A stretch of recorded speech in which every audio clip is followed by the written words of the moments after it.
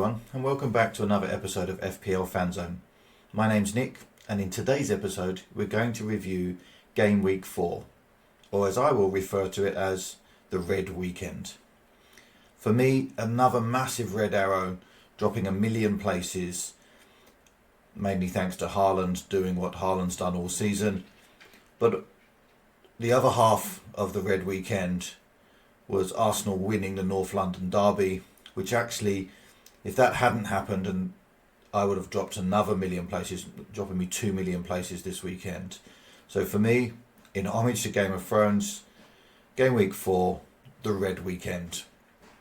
In today's video, we're going to review my team, look at the challenges that I'm facing right now, look at the options I made and what that led me to here. But then also we're going to look at some early season lessons learned. And these are lessons that I'm going to try and stick to and use going forward for the rest of the season as I try and climb back up the rankings. And then finally, we're going to look at my early thoughts on Game Week 5 and while I'm looking to wildcard into Game Week 6. So without further ado, let's get started.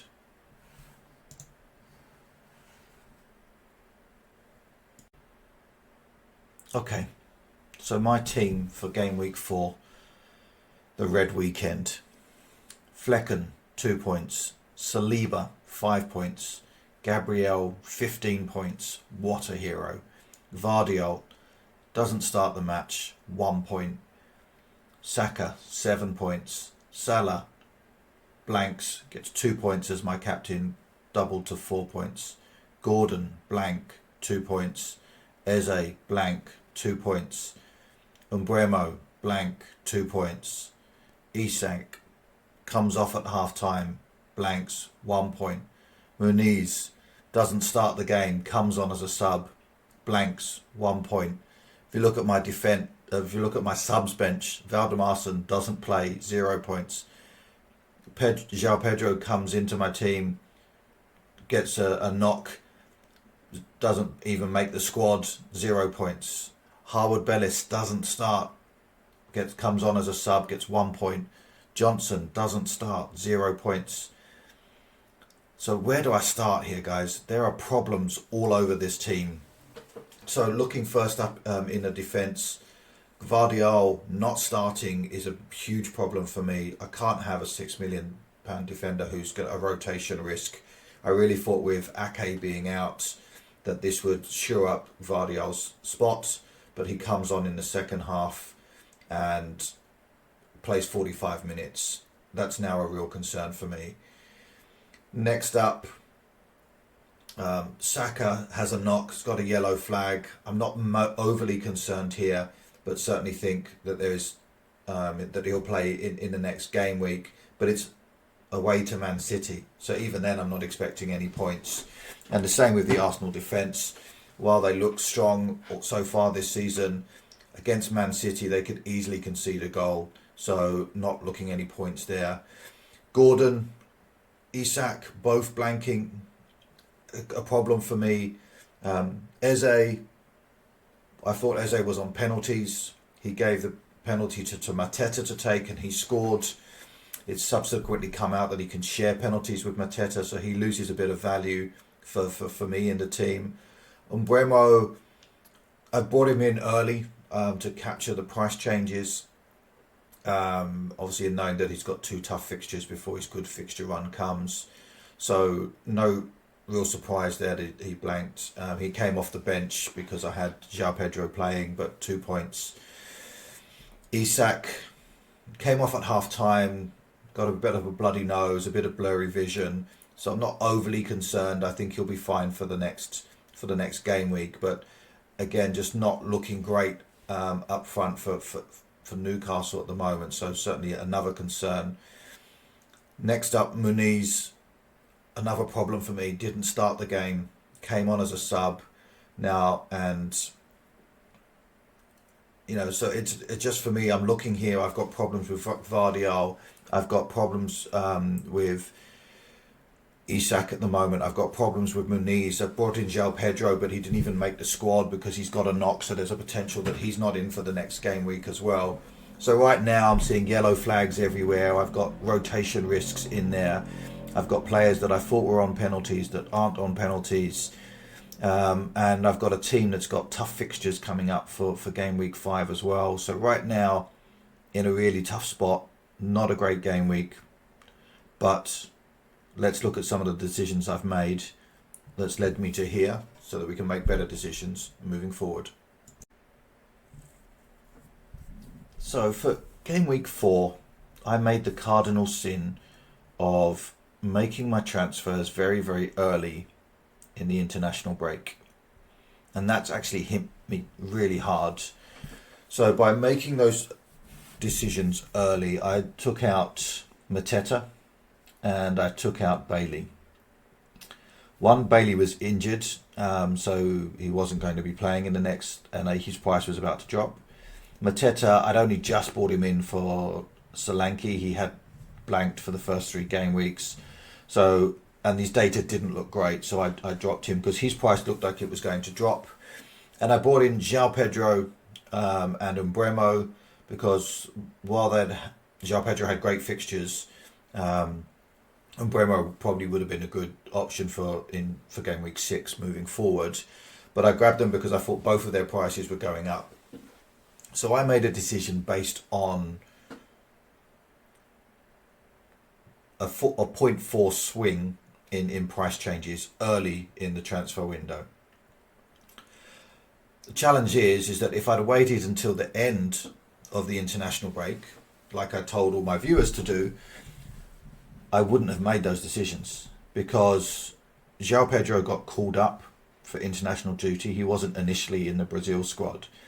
But because he got called up, he was then late back from Brazil because they had the latest game in the international break, and then of course he had to fly back, jet lag and everything else. But he's also picked up a knock at some point since coming back from Brazil. So one of the reasons that we say to wait during international breaks is that people can pick up injuries. Now, would I have made those changes knowing that João Pedro was a potential risk, minutes risk? I probably wouldn't have done. So I would have kept Mateta. I wouldn't have bought in Umbremo because I know that he had Man City that week. So I could have waited another week, kept those 2 free transfers and rolled those over. But by making those transfers early, it actually cost me 11 points because Mateta went on to score 13 points. Obviously Bailey would have been on the bench, so that would have been fine. But between Umbremo and Pedro, they only scored 2 points. So yeah, that's a loss of 11 points by jumping early and chasing 0.4 in price rises. Where I feel a little bit lucky was that just before the deadline, I was really considering selling Gabriel for Robertson, wanting to free up an Arsenal spot, and also just thinking that Liverpool had a better fixture, the next couple of fixtures, and were therefore more likely to get clean sheets. And boy, am I happy that I didn't take the -4 hit to make that happen. Because not only did Gabriel go on, keep a clean sheet and score a goal and get bonus points and score a haul of 15, Robertson and Liverpool blanked, conceded a goal. He got 2 points. So actually here, it would have been -17 points. Given the -4, it would have cost me as well. So really, really grateful that I didn't try and be too smart. I just stuck with what I had, put my faith in the Arsenal defence, which is the reason that I have them in the team, and I saved myself 17 points. My third option that I looked at was benching Pedro for Umbremo. I didn't do that, but Pedro didn't play, so therefore Umbremo came in anyway, and I got a +2 points on that. So my thought process there was correct, that there would be a higher expected minutes for Umbremo because of the potential risk from Pedro coming back late. I wasn't aware of his injury or not, but Pedro wasn't even in the squad. So that is now obviously causes me a concern moving forward. But overall, 11 points lost by making transfers early, 17 points gained by not taking the -4 hit, and +2 points by just by pure luck, by the player coming off my bench. So I guess a bit of luck, good and bad, for the red weekend. But let me know, guys, how did your guys' teams do? Hopefully you got better than me. Hopefully you got a green arrow. But let's look next at what the lessons I've learned so far in the first 4 game weeks. Okay, 4 weeks in, 3.3 million in the world. Things haven't gone to plan. So what we're going to look at here is a set of FPL do's and don'ts that I'm going to try and implement for the rest of the season to allow me to climb back up the rankings and get to my goal of a top 100k or top 50k finish. It's a long way to go. It's a long season. We've got 34 game weeks left. But let's look at some of the mistakes and lessons that I've learned in the first 4 game weeks that I can now use to help me improve how I play FPL. And hopefully this will resonate with some of your decision making over the coming weeks. So first and foremost, the 3 FPL do's. First one is pick the obvious. And this, of course, refers to Erling Haaland. We all knew he was great. We all knew he was high priced, but we all knew he was worth it. First and foremost, pick the obvious. The next option is play safe. Don't try to be too smart. If you know Salah's great, if you know Haaland's great, go for both of them. Everyone else is a potential risk. And therefore, trying to not have Haaland so I can have more potential risks is not the right way to play the game, especially early on in the season. Pick the obvious choices. Play safe. Stick with the pack. Don't allow yourself to drop a million places every week on that. The next one is be patient. So here, what this for me is, don't chase price changes unless it's absolutely critical and you can't afford it otherwise. Don't chase bandwagons, jumping on Madueke when you know he's still a potential minutes risk or rotation risk on that. So be patient. You don't have to make a transfer every week. There's opportunities to roll, wait for more information on long international breaks. They're areas that I need to be working on. So 1, pick the obvious. 2, play safe. And 3, be patient.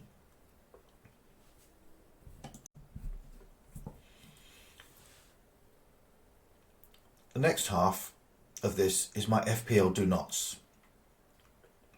And on reflection, I need to not try to be smart. I built up a whole scenario in my head around why having Salah was just Salah and not having Haaland was the right choice. And I continue to justify that by saying, well, he scored the same points. He scored the same points. But where the challenge has come is obviously that people that went with Haaland first can get to Salah as well. By me going Salah first, I can't get to Haaland unless I wildcard my team. So for me, trying to be too smart, trying to go, well, actually, no, I feel like by saving 6 million by not having Haaland, I'll have a better team, and stuck with that for 4 weeks, and it will be 5 weeks because heads up, I can't get Haaland in for game week 5.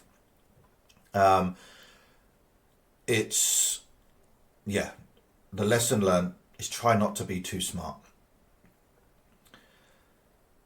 The next lesson, FPL do not, is chase. And where I got burnt was chasing price rises. I didn't need to chase the price rises. I still would have had 1 million in the bank either way, instead of having 1.4 million in the bank. So lesson is, don't chase bandwagons, don't chase price rises. Obviously be aware of price rises if they price you out of price rises and price falls, if they price you out of a potential move that you know is going to be good for your team, then you can do it. But do it at a time you've not got to wait 2 weeks and then there's potential injuries or international games, midweek games or European games that could potentially impact your players. So try and wait. to make those decisions once you've got enough information. And then lastly, don't make last minute changes. And when I mean that is you can make a last minute change if you've thought about it all week and you've got some right information, and let's say that you know that one of your players is now not going to play. He's been dropped. For example, João Pedro this week. If you had him and you got the information beforehand, it's okay to make a last minute change if you've got, let's say, a free transfer. What this is referring to is something that I did in pre-season, which was all pre-season. I had Isak and Watkins, and then there was that last minute change when Tottenham signed Dominic Solanke, and I was like, oh, I'm going to move to Solanke without giving it the full amount of consideration. So I just something that I'm going to be conscious of is not to make last minute impulsive changes without the information. Give myself time. If I miss one game week, it's not going to hurt, but I give myself that time to make that decision, wait the game week, let it transfer roll over, so not make a last minute change. So for me, the FPL do's: 1, pick the obvious; 2, play safe at the start; and 3, be patient. Those can coincide quite nicely with my FPL do nots, which is try to be too smart, try to chase price changes when you don't need to, and also like making last minute snap decisions on limited data. Hopefully that's helped you. Are there any FPL do's or don'ts that you use in your team? Let me know in the comments below, because it's only going to help me and the community as they make decisions throughout the season.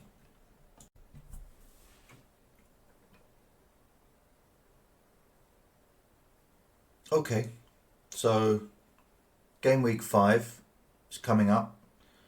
There's a few European games happening this week. Champions League, for example, happening throughout the week. So certainly need to keep an eye out on those games and any injury news that comes through on that. The early thoughts for my team is that I'm going to have another tough week. I've got Flecken and Umbremo away to Tottenham. I've got Saliba, Gabriel and Saka away to Man City. I've got Gvardiol at home to Arsenal. I've got 3 yellow flags in Saka, Isak and João Pedro. I've got minutes risks.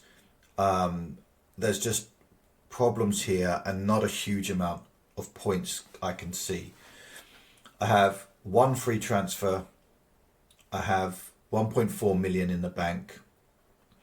And my plan is to wildcard in game week 6.